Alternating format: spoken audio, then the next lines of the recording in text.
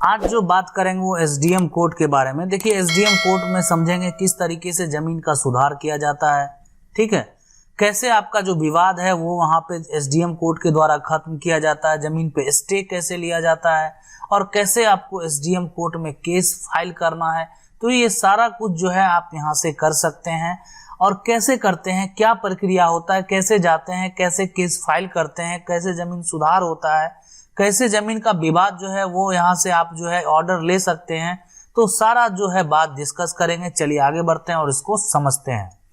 देखिए सबसे पहले जो बात करने वाले हैं कि एसडीएम जो होता है वो कौन होता है, जब से कहाँ मिलेंगे आपको, ये भी बात समझना बेहद जरूरी है जिनको नहीं पता है। तो देखिए एसडीएम जो है वो एक तरह से डिवीजन जो है, सब डिवीजन मजिस्ट्रेट होता है, ठीक है, ये होता है, इसको बोलते हैं सब डिवीजन मजिस्ट्रेट। और हर राज्य के प्रत्येक जिले में ये इसका जो है नियुक्ति होता है, मतलब जितना भी जो आपका राज्य है, आप जिस राज्य से बिलोंग करते हैं, जो भी आपका राज्य है, तो उसका जो जिला होगा उसके जिले में जो है ये वहाँ पे उनका नियुक्ति होता है। एसडीएम का जो जिम्मेवारी पूरे जिले का जो है जमीनी मामला का जो है निपटारा के लिए होता है। तो ये जो एसडीएम होते हैं ना, तो इनका जो काम होता है कि जितना भी मतलब इसके अलावा पहले सबसे पहले जो है वो, लेकिन जमीन संबंधित जितना भी काम होता है, जितना भी विवाद होता है, जितना भी उससे संबंधित जो भी समस्या होता है, उसका निपटारा का काम एसडीएम के द्वारा जो है वो किया जाता है, ठीक है। तो एसडीएम जो है वो राजस्व निरीक्षक और सभी जितना भी कर्मचारी है उसके लिए अगर बात करें तो वो मेन एक तरह से प्रमुख होता है, हेड होता है, ठीक है। तो एसडीएम मतलब सबसे वहां पे ऊपर हो गया इस राजस्व में, ठीक है। जैसे सीओ सीएलआर है और आपका कर्मचारी है, मतलब तो सबसे यहाँ पे ऊपर जो आ जाएगा वो एसडीएम हो जाएगा। तो एसडीएम जो है वो राजस्व निरीक्षक जो है और सभी कर्मचारी का प्रमुख होता है। ये एक तरह से भूमि संबंधित जो भी काम है वो देखने का इनका जो है कार्यभार भी होता है, ठीक है। तो इन सभी मामलों में जो है ये जो है सीआरपीसी की धारा का भी प्रयोग कर, कोई तरह का अगर धारा है, सीआरपीसी धारा जो एक तरह से कानून से संबंधित है, उसको भी लगाया जा सकता है इनके द्वारा, ठीक है।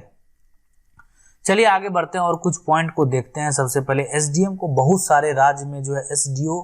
सिविल भी कहा जाता है। मतलब अगर कोई दूसरे राज्य से आप बिलोंग करते हैं और आपको पता नहीं चल रहा है कि एसडीएम कहाँ बैठते हैं, एसडीएम कौन है, तो आप उनको ढूंढ सकते हैं एसडीओ सिविल, ठीक है। यानी एसडीओ सिविल भी बहुत जगह बहुत राज्य में बोला जाता है। तो आप वहाँ पे जो है अगर देखेंगे एसडीओ सिविल तो आप समझ जाएं कि वही है यहाँ पे एसडीएम, और जो कि सारा जमीन से संबंधित जो भी मामला होता है वो देखने का काम करते हैं, ठीक है।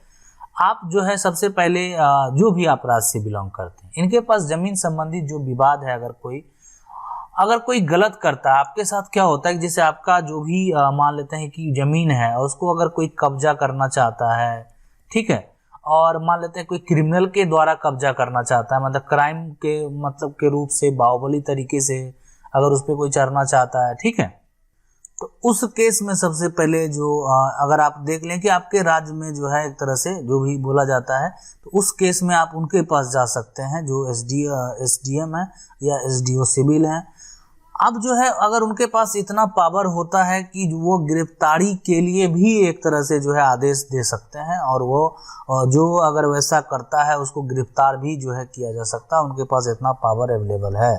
अगर आप जो है जमीन का कोई भी कब्जा कर रहा है और बेच रहा है और आप एसडीएम कोर्ट से जो है रोक लगा सकते हैं। देखिए आप स्टे ऑर्डर आप ले आइए, सबसे पहले स्टे लगाइए उस पे, और उस ऑर्डर को, जो आपका ऑर्डर है वो आप जो राजस्व का जो भी वहाँ पे रजिस्ट्रार है, जहाँ पे रजिस्ट्री होता है, वहाँ पे जाके उसको जो है आवेदन के साथ वो स्टे को दे सकते हैं कि आपका जो है इसका खरीद बिक्री पे फिलहाल इस पे जो है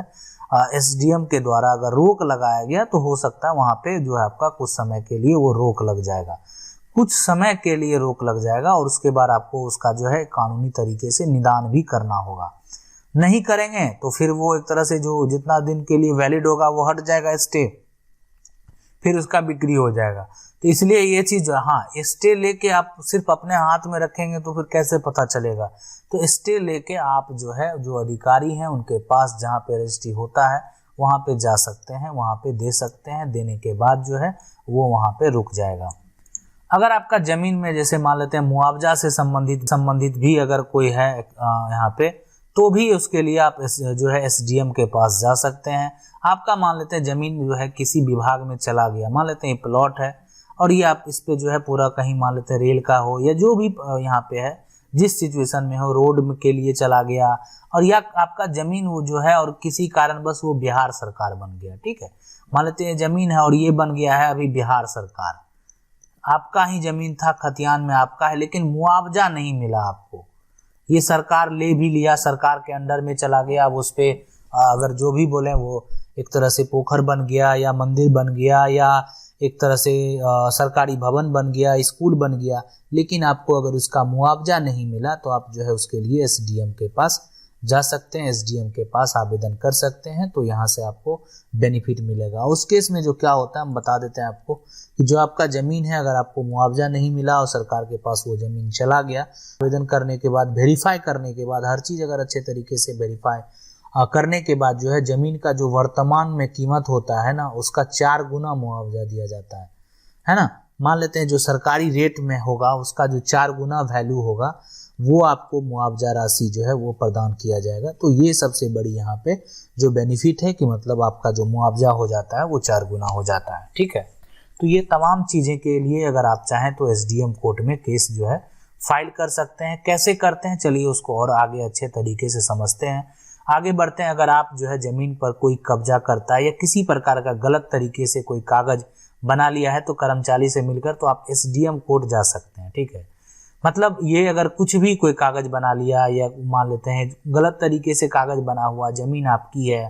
कर्मचारी का आप शिकायत करना चाहते हैं, तो ये तमाम चीज़ें के लिए जो है आप एसडीएम कोर्ट में जो है आवेदन कर सकते हैं। अगर आपके हिस्से का ज़मीन का है तो हम पहले भी बता चुके हैं कि अगर आपका बेच रहा है तो भी आप जो है एसडीएम कोर्ट में जा सकते हैं, मतलब इसके लिए और वो जो अगर आप जाएंगे तो उसका जो नकल है वो आपको रजिस्ट्रार को जरूर देना पड़ेगा, जो आपका ऑर्डर कॉपी स्टे का होगा, ठीक है, स्टे ऑर्डर जो कॉपी होगा ना वो आपको वहाँ पे दे देना है। वो अगर आपका वहाँ से इशू हो गया तो वो स्टे को आपको जो है एक तरह से जो रजिस्ट्रार है जहाँ पे अगर रजिस्ट्री हो रहा है या और किसी बात के लिए भी स्टे लगा हुआ है तो स्टे का कॉपी जो है यानी एक तरह से जो प्रशासन के द्वारा आप जो है जो विवादित लोग हैं उनको जो भिजवा सकते हैं नकल, ठीक है। तो ये होता है कि मतलब इस पे जो है पूरा नोटिस भिजवा सकते हैं ताकि उस पे जो है स्टेट लग गया। अब है यहाँ पे कि किस तरीके से केस फाइल करना होता है हम आपको बता देते हैं। सबसे पहले कि अगर आप एसडीएम कोर्ट में केस फाइल करना चाहते हैं तो आप जो है एक आवेदन आपको लिखना पड़ेगा, बहुत ज़्यादा प्रक्रिया नहीं है, ठीक है, ठीक है। आवेदन लिखने के बाद आप खुद से भी जाके दे सकते हैं। अगर जैसे ही खुद से देंगे तो क्या होता है कि इसका भी एक प्रक्रिया होता है, शेड्यूल होता है। ये इसके लिए नोटिस जो है किया जाता है उसको, उस पार्टी को जो आपका ज़मीन मान लेते हैं धोखे से या तो रजिस्ट्री कर लिया या कब्जा कर रहा है, कब्जा करने की कोशिश कर रहा है या गलत तरीके से कर्मचारी से मिलके कागज बना लिया है, तो तमाम चीज़ें के लिए जो है वहाँ से यहाँ जो है नोटिस दिया जाता है, ठीक है। नोटिस देने के बाद फिर जो है प्रक्रिया होता है जवाब का। दूसरा और चीज़ के लिए आप आवेदन कर सकते हैं, जैसे आपको मुआवजा नहीं मिला है ना, मुआवजा कम मिला, ठीक है, आपको पैसा मुआवजा का अकाउंट में नहीं आया, तो इन तमाम चीज़ों के लिए भी जो है आप जो है एसडीएम के पास आवेदन कर सकते हैं। ऐसा नहीं कि वहाँ पे नहीं कर सकते हैं। अब रहता है कि जैसे मान लेते हैं कर्मचारी के साथ भी अगर कोई शिकायत करना है तो भी आप जाके जो है एसडीएम में के पास जो है अपना आवेदन कर सकते हैं और उनके पास आवेदन दे सकते हैं, ठीक है। अब होता है कि एसडीएम कोर्ट से जो है उसके लिए आप वकील अगर रखना चाहें तो वकील भी रख सकते हैं, ठीक है। तो वकील रख लेंगे तो ज़्यादा फायदा रहेगा, इसलिए कि अगर मान लेते हैं जो भी कानूनी प्रक्रिया होता है तो वहाँ पे आपको मदद मिलेगा। अगर आप एसडीएम कोर्ट के फैसले से संतुष्ट नहीं है तो आप इसका शिकायत उच्च जो अदालत में भी कर सकते हैं। मतलब आप अगर संतुष्ट नहीं है, देखिए क्या होता है कि फैसला हो गया एक तरह से, जो आपका ये वहाँ पे जो है दोनों पक्ष सुनने के बाद फैसला आ गया और फैसला से आप संतुष्ट नहीं हैं, तो ऐसा नहीं कि आपके पास ऑप्शन नहीं है, आपके पास ऑप्शन है। आप सिविल कोर्ट जा सकते हैं, आप डिस्ट्रिक्ट कोर्ट जा सकते हैं और इस फैसले को जो है चैलेंज कर सकते हैं वहाँ पे। अगर आपको ऐसा लगता है कि फैसला जो है गलत तरीके से दिया गया है। और बहुत ऐसा केस होता है कि जैसे मान लेते हैं कि आपका जो अच्छे से डॉक्यूमेंट वेरीफाई नहीं हुआ, समय पे डॉक्यूमेंट नहीं पहुंचा, लेकिन